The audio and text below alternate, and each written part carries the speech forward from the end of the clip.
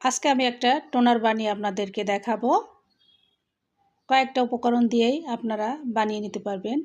আমি একটা গ্রেটার নিলাম। গ্রেটারের ছোট যে ছিদ্রটা ওটা দিয়ে আমি অর্ধেকটা শসা গ্রেট করে নিব। এভাবে নিলে রসটা আপনারা ভালো পাবেন। আমার শসাটা গ্রেট করা হয়ে গিয়েছে। এবার আমি একটা আলু গ্রেট করে নিব।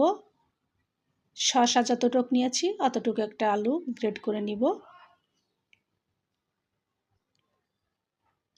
এই টোনারটা আমি প্রতিদিন ব্যবহার করে থাকি। আমি উপকার পেয়েছি তাই আপনাদের সাথে শেয়ার করলাম। এরপর আমি রসটা বের করে নিব। আপনারা 1 মাস ব্যবহার করে দেখেন, অনেক অনেক উপকার পাবেন। আমাকে কমেন্টস করে জানাবেন।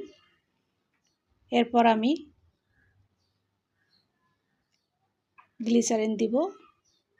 বেশি দেওয়ার দরকার নেই, 4-5 ফোঁটা দিলেই হবে। আমার ভিডিও যদি ভালো লেগে থাকে লাইকস, কমেন্ট, শেয়ার এবং সাবস্ক্রাইব করবেন। পরবর্তী ভিডিওগুলো দেখতে পাবেন।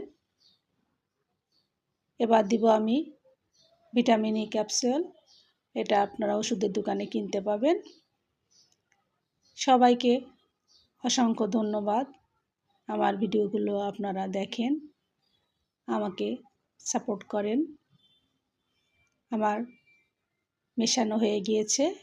এবার আমি একটা কাচের বোতলে করে 1 সপ্তাহের জন্য রেখে দিব।